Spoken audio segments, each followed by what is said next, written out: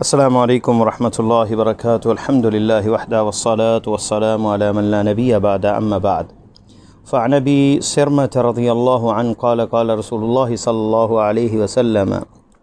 من ضار مسلما ضارہ اللہ ومن شاق مسلما شق اللہ علیہ۔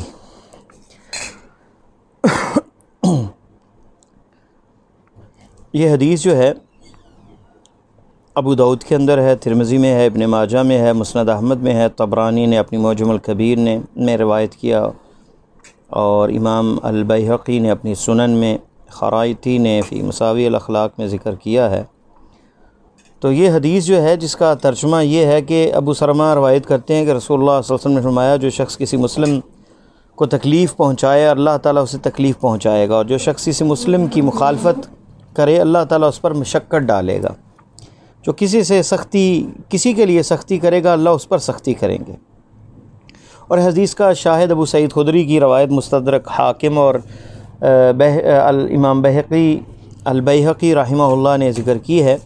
جس کے لفظ ہیں لا ضرر ولا ضرار من ضار ضارہ اللہ ومن شاق شاق اللہ علیہ۔ لا ضرر ولا ضرار، نہ کسی کو نقصان پہنچاؤ اور نہ نقصان کو اٹھاؤ، اور جس نے نقصان پہنچایا اللہ تعالیٰ اسے نقصان پہنچائیں گے، جس نے کسی کو تکلیف دی اللہ اسے تکلیف دیں گے، جس نے کسی پہ سختی کی اور شدت کو اختیار کیا اللہ تعالیٰ اس پر سختی کریں گے۔ جس نے کسی کو نقصان پہنچایا کسی ذریعے سے بھی اللہ تعالیٰ اس کے بدلے میں ویسا ہی معاملہ کریں گے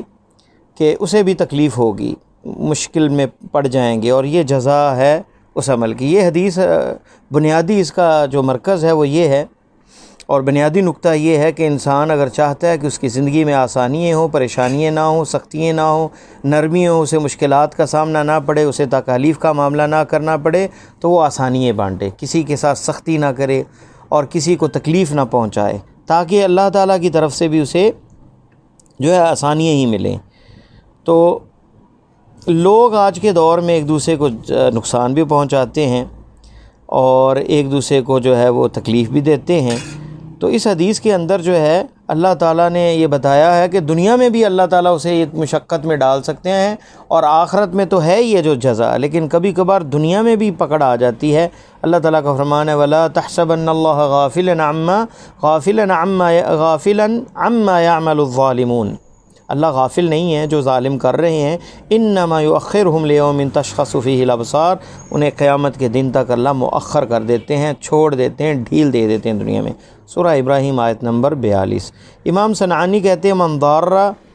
کا مطلب یہ ہے کہ جس نے نقصان پہنچایا کسی مسلم تک، ضرر پہنچایا، اسے نقصان پہنچایا، یا کسی معاہد پر یا کسی محترم حیوان پر بھی بغیر حق کے اللہ تعالیٰ بھی اسے نقصان پہنچائیں گے دنیا اور آخرت کے اندر۔ اور جس نے مشقت کسی دوسرے کو مشقت میں ڈالا، اور اللہ تعالیٰ بھی جو ہے اللہ تعالیٰ نے حرام کیا ہے بندوں پر کسی دوسرے کو مشقت میں ڈالنا، نقصان پہنچانا، بلکہ آپ نے فرمایا فخیر الناس احسنہم، سب سے اچھا انسان وہ ہے جو احسان کرنے والا ہے للناس، لوگوں پر، واحب عباد اللہ انفعہم لعبادہ، اور اللہ سے کا پسندیدہ اور محبوب وہ ہے انفعہم لعبادی، جو اس کے بندوں کو نفع دینے والا ہے۔ تو صحیح مسلم میں حدیث آتی ہے ابو ہریرہ کی، جس میں فرمایا آپ نے کہ تمہیں مفلس کا پتہ ہے؟ صحابہ نے کہا کہ مفلس وہ ہے جیسے دینار و درہم جس کے پاس نہ ہو، تو آپ نے فرمایا میری امت سے وہ مفلس ہیں جو قیامت کے روز آئیں گے روزے سے، زکوٰۃ سے، لیکن اس کو گالی دی، اس پہ بہتان لگایا، اس کا مال کھایا اور اس کا خون بہایا اور اس کو مارا، تو اسے اس کی نیکیاں دی جائیں گی، اور فلاں کو اس کی نیکیاں دی جائیں گی، اس کی نیکیاں ختم ہو جائیں گی، اور لوگوں کی غلطیاں باقی رہیں گی، فطرحت علیہ، اس پر گناہ ڈال دیے جائیں گے، ثم طرح فی النار، پھر اسے جہنم میں پھینک دیا جائے گا۔ تو ان احادیث سے یہ بھی سمجھ آتی ہے کہ حقوق اللہ اور حقوق العباد دونوں میں توازن ضروری ہے۔ کچھ لوگ عبادات میں تو بڑے مضبوط ہوتے ہیں لیکن حقوق العباد کے اندر بڑے سست ہوتے ہیں، تو کسی کو نقصان پہنچانا، تکلیف دینا، مشقت میں ڈالنا بغیر حق کے اور بغیر یعنی کسی سبب کے، تو یہ جائز نہیں ہے۔ کچھ لوگوں کا یہ شاید منہج ہے، طریقہ ہے کہ لوگوں کے اندر وہ سختیاں بانٹتے ہیں، آسانی سے چیز ان سے نہیں مل سکتی۔ تو نبی علیہ السلام نے تو اس کے برعکس بتایا کہ جو بندہ کسی مسلمان مومن کی حاجت پوری کرتا رہتا ہے۔ کان اللہ فی عون العبد ما کان العبد فی عون اخیہ، اللہ اس بندے کی مدد کرتے رہتے ہیں جب بندہ اپنے بھائی کی مدد کرتا رہتا ہے۔ اور پھر اس میں یہ بات بھی ہے کہ من عاد لی ولیا فقد آذنتہ بالحرب، جس نے اللہ کے ولی کے ساتھ، مسلمان اللہ کا دوست ہے اور اس کے ساتھ جس نے دشمنی کی تو اللہ تعالیٰ کے خلاف اعلان جنگ ہے۔ اور یہ بھی کہا اللہ ولی الذین آمنوا، اللہ ولیوں کا، اللہ مومنوں کا ولی ہے، دوست ہے۔ اور یہ بھی کہا کہ فسوف یأتی اللہ بقوم یحبہم ویحبونہ، اللہ تعالیٰ ایسی قوم کو لے آئیں گے جو اللہ تعالیٰ یحبہم، جن سے اللہ محبت کرے گا، ویحبونہ، اور اللہ سے وہ محبت کریں گے۔ اذلۃ علی المؤمنین، مومنوں کے درمیان بڑے نرم ہوں گے۔ عزت علی الکافرین،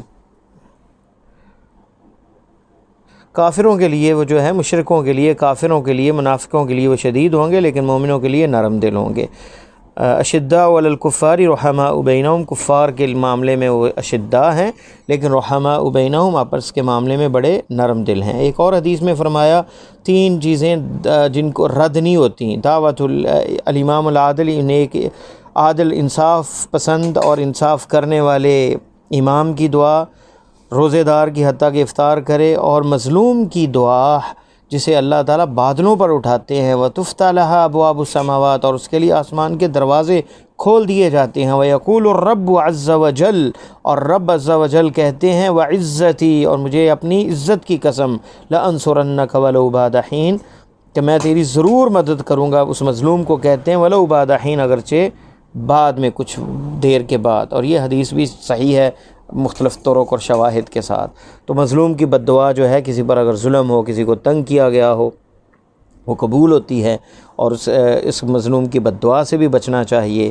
اور لوگوں کو تکلیف دینے سے بھی بچنا چاہیے۔ جو چاہتا ہے دنیا میں اس کے لیے آسانیاں ہوں اور پریشانیاں نہ ہوں، تو اسے اس حدیث پر عمل کرنا چاہیے۔ اور اللہ تعالیٰ سے دعا ہے کہ اللہ ہمارا خاتمہ ایمان پہ فرمائے۔ السلام علیکم ورحمۃ اللہ وبرکاتہ۔